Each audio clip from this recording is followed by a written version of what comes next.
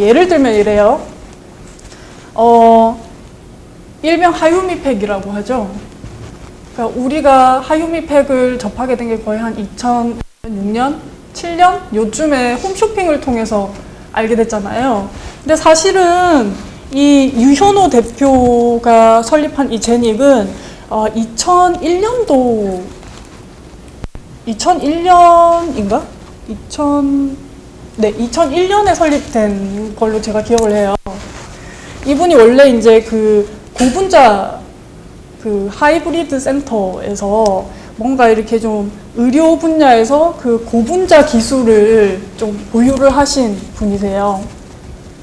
그래서 원래는 이제 미국계 회사에 취업을 하셨다가 이렇게 여러 가지 이유로 이제 퇴사를 하시고 그 제닉 주식회사 제닉이라는 그 회사를 설립을 하시게 됐는데, 원래 이 대표님께서 그 기획을 하신 제품은 의료 분야의 뭐 약이라든지 아니면 뭐 반창고라든지 이런 응용 제품을 막 다양하게 개발을 하고 계셨었어요. 근데 자, 사업화 과정에서 큰 생태계를 한번 봅시다. 그러니까 뭔가 고분자 기술을 가지고 계신 분이시지만 실제 큰 산업에서 봤을 때 하나의 조그마한 기업이잖아요. 그렇죠? 의료 시장에 진출할 수 있는 진입장벽이 높았을까요? 낮았을까요? 굉장히 높죠. 왜냐하면 내가 약을 살 건데 이름도 알 수 없는 기업의 약을 사서 먹나요? 아니거든요. 그렇다면 이분의 기술을 그 의료 분야에 있는 대기업 중에 하나가 사서 협력을 통해 가지고 뭔가 제3의 제품을 만들어내야 된다는 소린데 뭔가 좀 잘 맞지가 않았던 거죠. 그래서 뭐 여러 가지 고심 끝에 일단은 회사를 설립을 하셨고, 이제 그 보육 단계에 있어서 2001년도에 이분이 자비를 털어서 5천만 원짜리 법인을 하나를 설립을 합니다. 그래서 아까 말씀드렸듯이 뭐 키토산이나 젤라틴 같은 걸 합성을 시켜서 뭔가 좀 자체적으로 분해할 수 있는 그런 핵심 기술을 가지고 이제 뭐 이렇게 응용 제품을 만들기 시작하셨고,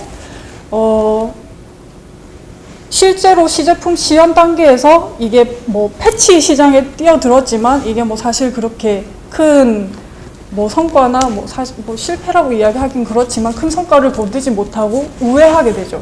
뭘로? 마스크로. 이분의 경험에 의해서 호주에 뭐 가셨다가 뭐 이렇게 얼굴이 좀 화끈거려서 뭐 마스크팩을 하셨었나 봐요. 그때의 경험을 가지고 이 기술과 마스크팩으로 이렇게 콜라겐 그 마스크팩으로 이렇게 나오게 된 거죠. 그래서 결국에는 뷰티 아이템으로 전환을 하게 됩니다. 그래서 이 뷰티 아이템, 그러니까 일명 하유미팩, 이 팩이 국내에서는 좀 진입장벽이나 뭐 경험에 의해서 좀 그렇게 큰 성공을 거두지 못했던 그 기억 때문에 이분이 미국으로 가셨고요.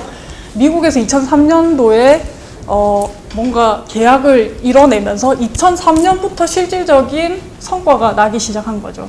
자, 이 사례에서도 우리가 알 수 있듯이 뭔가 기술을 가지고 아주 유니크한 독특한 기술이잖아요. 그냥 기존에 뭐 API를 가져다가 남들 다 하는 그런 창업이 아니었고, 굉장히 이분만이 할 수 있는 아주 유니크한 기술을 가지고도 2년에서 3년이라는 성과가 없는 그 기간을 보내신 거죠. 그러니까 기술 창업이라는 자체가 그런 특성을 가지고 있다는 걸 이제 말씀을 드리고 싶었고요. 그래서 뭐 예전에는 뭐 기술 창업을 할 때 뭐 그냥 이분처럼 거의 다 김기사 사례도 그렇고 거의 다 자비를 털어가지고 회사를 설립을 하고 그 돈을 가지고 유지를 하다가 어느 순간 기술 개발하고 뭐 한 1년 정도 지나면 돈이 떨어집니다. 그래서 기업을 지속해야 되는데 어떡하지? 돈을 주변에서 빌리기 시작하죠. 그러고 난 다음에 뭐 한 1년 더 정도 유지를 하다가 성과가 날 것 같은데 더 이상 자본이 없어, 총알이 없어. 어떡하지? 고민을 하다가 뭐 기술보증기금이나 제3의 기관, 외부 기관을 찾아가서 펀딩을 받게 됩니다. 그러니까 그게 이때까지 최근이 아니고요. 지난 한 10년 정도의 전형적인 사업, 그러니까 기술 창업 비즈니스, 그러니까 프로세스였었던 것 같아요. 근데 최근에는 이 스타트업이라는 개념이 굉장히 부각이 되면서 그 정부 지원 이외에도 인큐베이터나 엑셀러레이터, 그러니까 민간이 운영하고 있는 그런 개념들이 많이 출현을 하고 있어요. 그래서 뭐 정부에서는 뭐 예를 들면 이거예요. 원천 기술을 정부에서 만들어요. 왜? 비용이 너무 많이 드니까 국가적인 차원에서 만들죠. 개발을 하면 이 기관들이 중소기업에 이전을 해줍니다. CDMA 사례도 마찬가지예요. 퀄콤과 애트리가 CDMA 기술을 만들었고 기술 이전을 누구한테 하느냐?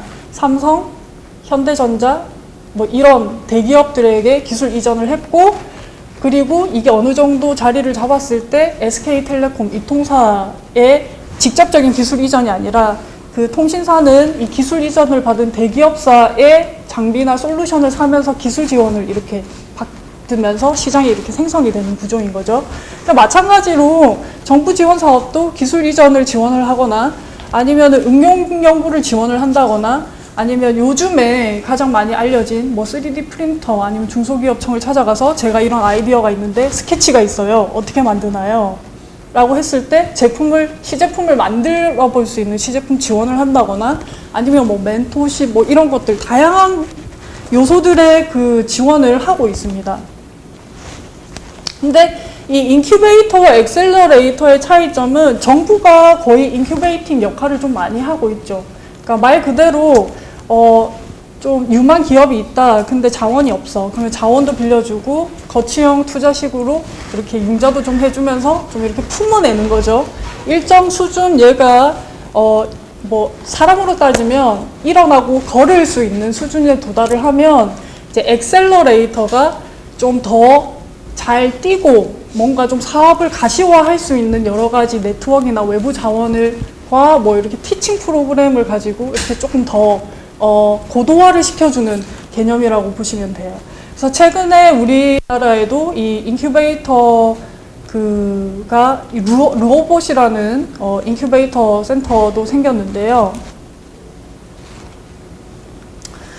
이게 그 Y 컴비네이터라는 엑셀러레이터, 그러니까 제가 봤을 때 거의 한 엑셀러레이터라는 개념은 한 생긴 지 4, 5년 정도밖에 안 된 것 같아요. 그 전에는 거의 다 인큐베이팅, 시설을 가지고 그냥 건물 안에 들어가서 인큐베이팅을 받는 개념이었었는데 어느 순간 뭐 한 5년 전부터 인큐베이팅을 그래서 엑셀러레이터라는 기업과 합작을 해서 이것을 팔 수 있는 유통망이라든지 이런 거를 결합을 시켜주는 것들이 생겨요.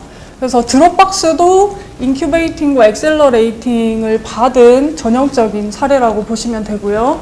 반면에 우리나라는 아직 막 그렇게 막 알려진, 제가 잘 몰라서 그런지는 모르겠지만 막 널리 알려진 사례는 없는 것 같아요. 근데 이제 뭐 제가 이제 김기사 사례를 드는 이유는 그 해외에서는 뭔가 체계적인 시스템이 구축이 되어 있어요. 우리나라는 지금 체계적인 시스템이 구축 중에 있고요. 그러다 보니까 똑같은 기술 창업이라도 드롭박스는 제 민간 기업과, 그러니까 정부라기보다는 민간 기업에 의해서 투자를 받아서 다양한 시설들을 이용을 해서 드롭박스를 설립을 합니다. 반면에 김기사는 정말 맨 땅에 헤딩을 한 케이스인 거죠.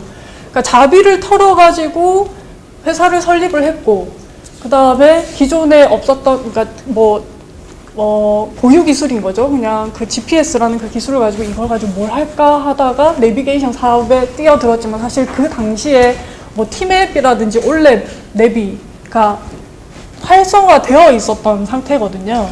그래서 뭐 사업을 유지하기 위해서 자비를 털고 그리고 2차적으로는 주변의 지인들을 통해서 자비를 또 빌려서 넣고 그러고 이제 드디어 이제 이분께서 기술 보증기금을 통해서 뭐 3억 정도의 그 융자를 받아서 또 사업을 또 하시고 해서 이렇게 뭔가 정부 지원 프로그램에 도달하기까지 꽤나 많은 시간이 걸렸다라는 거예요. 지금은 조금 아니지만